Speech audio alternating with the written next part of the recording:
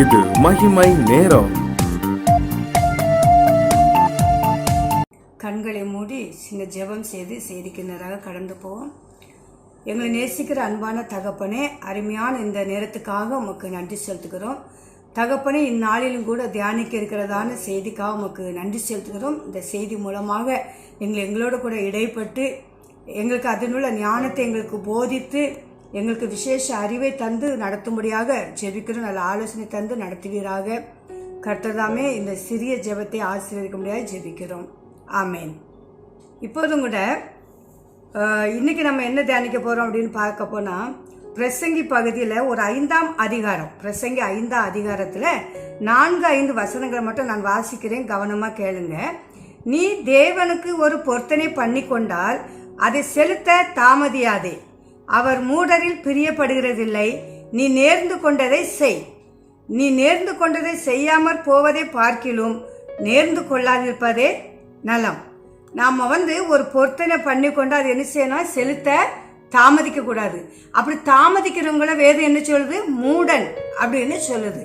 அப்போ நம்ம நேர்ந்து கொள்ளும் பொழுது, பொருத்தனை பண்ணும் பொழுது நம்ம பொருத்தனை பண்றது சரிதானா சரியில்லையா, இது நம்மளால முடியுமா என்று யோசித்து நம்ம என்ன செய்யணும், நேர்ந்து கொள்வது நல்லது. இல்லைன்னா நம்ம நேர்ந்து கொள்ளாம இருக்கிறது கூட பிரச்சனையே இல்லை. இதுக்கு ஒத்த வசனமா நீதிமொழிகளை நம்ம பார்க்கிறோம். 20ஆம் அதிகாரம் 25ஆம் வசனத்தில் சொல்லப்பட்டிருக்கு, பரிசுத்தமானதை விழுங்குகிறதும் பொருத்தனை செய்த பின்பு யோசிக்கிறதும் மனுஷனுக்கு கண்ணியா இருக்கும். நிறைய பேர் சொல்லிடுவாங்க, தன்னுடைய நம்ம தகுதிக்கு மிஞ்சி ஏதாவது வேண்டுதல், ஏதாவது பொருத்தனை பண்ணிடுறது, அது கூட செய்ய முடியாம திகைச்சிட்டு இருப்பாங்க. இது மனுஷனுக்கு எப்படி இருக்கும், ரொம்ப கண்ணியா இருக்கும் அப்படின்னு இந்த வசனங்கள் சொல்லுது. இன்னைக்கு நம்ம இந்த வசனத்தின் மூலமாக வேதத்தில் இருக்கிற ஒரு சகோதரி பற்றி, அவங்க எப்படி பொருத்தனை பண்ணினாங்க, அவங்க எப்படி நிறைவேற்றினாங்களா, அவங்க அதை நிறைவேற்றலையா, அதன் பலனை அவங்க என்ன அனுபவிச்சாங்க அப்படின்னு பார்க்க போறோம். சரியா? இப்பவும் கூட பார்க்க முன்னால ஒன்று சாமுவேல் புஸ்தகம் 1ஆம் அதிகாரத்தை எடுத்துக்கொள்வோம்.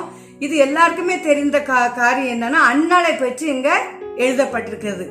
அதாவது எல்கானா என்ற ஒரு மனிதன், அவனுக்கு 2 மனைவிகள், ஒன்று அன்னாள், ஒன்று பெனினாள்.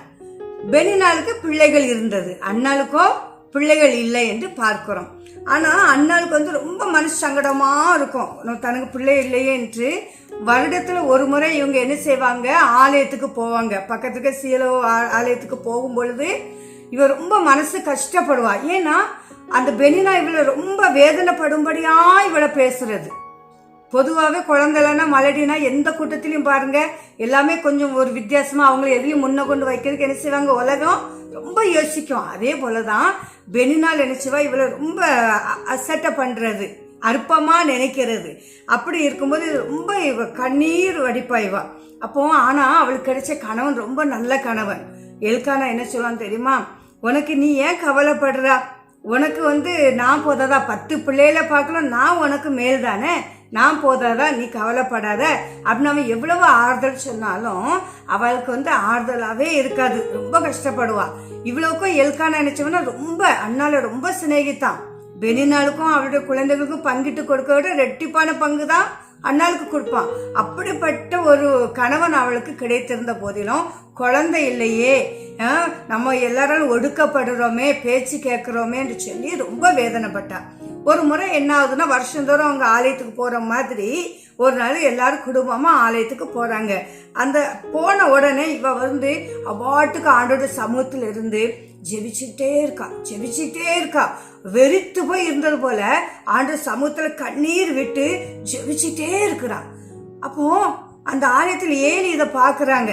ஏலி பார்த்துட்டு இவ மதுபானத்தினால நிறைந்திருக்கிறா போல, அதான் இப்படி புலம்பிக்கிட்டே இருக்கிறா அப்படின்னுட்டு அவர் சொல்றாரு, ஏன் நீ இப்படி இருக்கிற, ஏன் நீ வெறித்து இருக்கிறா அப்படின்ட்டு ஏலி கேட்பாங்க.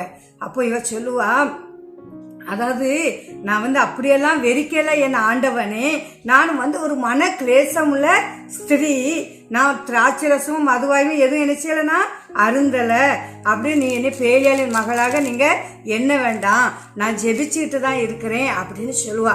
சொன்ன உடனே ஏலியும் சரின்னு பார்ப்பாரு. ஆனால் இவன் அன்னை பாருங்க 18ஆம் வசனத்தில் நம்ம பார்க்குறோம், அவ்வளவு கண்ணீர் விட்டு ஆண்டு சமுத்திரம் எவ்வளோ பாரமாக இருந்தால் வெறிச்சது போல இருந்து ஜெபிச்சிருப்பா பாருங்க.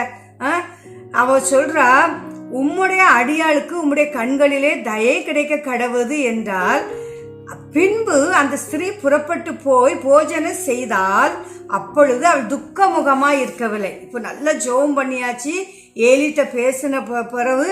ஆனால் ஏலி ஒரு தீர்க்கதரிசி, கர்த்தருடைய வார்த்தையை கொடுக்குறவர் இல்லையா, பேசின பிறகு சொல்றா, அதுக்கப்புறம் நான் துக்க முகமாவே அவ இருக்கலை. புறப்பட்டு போறா, நல்லா சாப்பிட்றா, துக்க முகமாவே இருக்கலை அப்படின்ட்டு இந்த வேத வசனம் சொல்லுது.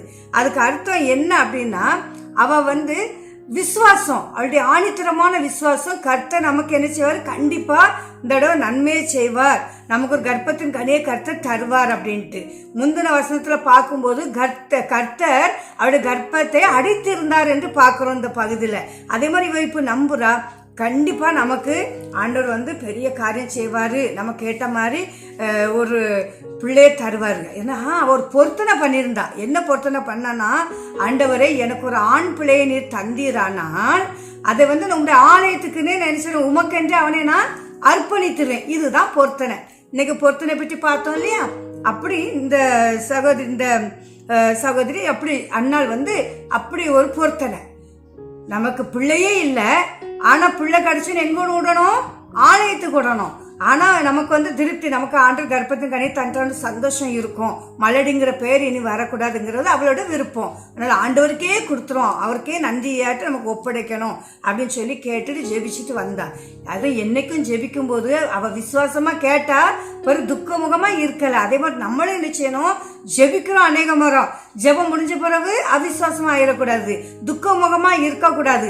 அப்படின்னா தான் அந்த விசுவாசத்துக்கு ஏற்ற கிரியை நம்ம வாழ்க்கையில நடக்கும். அதே போல அவ வீட்டுக்கு வந்த பிறகு கர்த்தர் அவளை நினைவு கூர்ந்து அவளுக்கு ஒரு கர்ப்பத்தின் கனியை கொடுக்கிறாரு. ஒரு அருமையான அழகான ஆண் பிள்ளை அவளுக்கு பிறக்கிறத பார்க்கிறோம். உடனே அவ என்ன பேர் வைக்கிறனா, கர்த்தரிடத்தில் அவனை கேட்டேன் என்று சொல்லி சாமுவேல் என்று பேரோடுறா. என்ன பேரு, சாமுவேல். அதுதான் நம்ம சொன்ன குட்டி சாமுவேல் தீர்க்கதரிசின்னு சொல்றோம் இல்லையா, அந்த சாமுவேல். பின்ன ஒரு நாள் வருஷந்தோறும் போகும்போது இவ என்ன செய்வா, போகல. ஏன்னா அந்த குழந்தைக்கு பால் மறக்க பண்ணாதான் என்ன செய்ய முடியும், ஆலயத்துல விட முடியும். அதனால 2-3 வருஷம் ஏறக்குறைய இருக்கலாம். அவன் பால் மறக்க வரையிலையும் அந்த பிள்ளைய அவ கூட்டிட்டு ஆலயத்துக்கு போகல. திரும்ப ஒருக்கா அந்த பிள்ளை கொஞ்சம் வளர்ந்த உடனே குழந்தையும் கூட்டிட்டு ஆலயத்துக்கு வெறுங்கையோட போல. அவ என்ன செய்யறா தெரியுமா, 1 மரக்கால் மாவு, 3 காளை, 1 துருத்தி திராட்சை ரசம் எடுத்துக்கொண்டு பிள்ளையும் கூட்டி கொண்டு எங்க போறா, சீலோவில் இருக்கிற கர்த்தருடைய ஆலயத்துக்கு போறா. பிள்ளை என்ன எப்படி இருக்குது, சிறு பிள்ளையா இருக்குது. அதை கொண்டு ஆண்டோடைய சமூகத்துல ஆண்டோட்ட அந்த பிள்ளைய என்ன செய்யறா, ஒப்பு கொடுக்கிறா.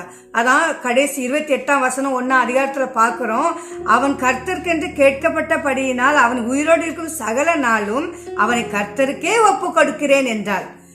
அப்படி அவன் அங்கே கர்த்தரை பணிந்து கொண்டான். இப்படி பாக்குறோம். நல்லா அங்கேயே பிள்ளைய என்ன செய்யறா, ஆண்டோட சமூகத்துல அவ ஒப்பு கொடுத்துட்டா. ஆனா ஆண்டவர் ரொம்ப நல்லவர் பாருங்க. இவளோட மனசை பார்த்து இவ சொன்ன மாதிரியே அவ நிறைவேற்றினதுனால என்ன செய்யறாங்க, ஆண்டவர் அவளுக்கு மேலும் ஆசீர்வாதத்தை ஆண்டவர் என்ன செய்யறாரு, கொடுக்குறாரு. இவ என்ன செய்வா, அந்த சின்ன பிள்ளைய மறக்க முடியுமாமா, யாராவது பெற்ற பிள்ளைய கொண்டு விட்டாச்சு.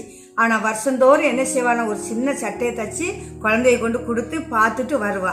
இதெல்லாம் பார்த்த கர்த்தர் என்ன செய்யறாரு, அவளை ஆசீர்வதித்து அதுக்கு பிறகு 3 குமாரரும் 2 குமாரத்தையும் அவள் பிள்ளை பெறும்படியாக கர்த்தர் அவளை ஆசீர்வதித்தார் என்று சொல்றோம்.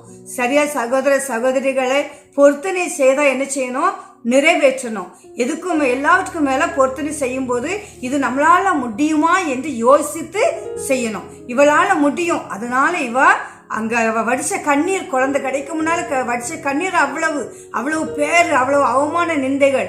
ஆனா இப்பமோ குழந்தைய ஒப்பு கொடுத்த பிறகு திரும்பியும் ஆண்டு ஆசீர்வதிச்சு மற்ற பிள்ளைகளையும் கர்த்தர் காண செய்திருக்கிறார். கர்த்தருடைய ஆசீர்வாதம் இப்படிதான் நம்ம எல்லாருக்கும் விசுவாசமா இருக்கவங்களுக்கு கர்த்தருடைய ஆசீர்வாதம் நிச்சயமாக உண்டு. நம்ம அவிசுவாசமா இருக்கக்கூடாது, விசுவாசமா இருந்தா இப்படி எல்லாவற்றையும் பெற்றுக்கொள்ள முடியும். கர்த்தர் தாமே இந்த வசனங்களை ஆசீர்வதித்து தருவாராக. ஆமீன்.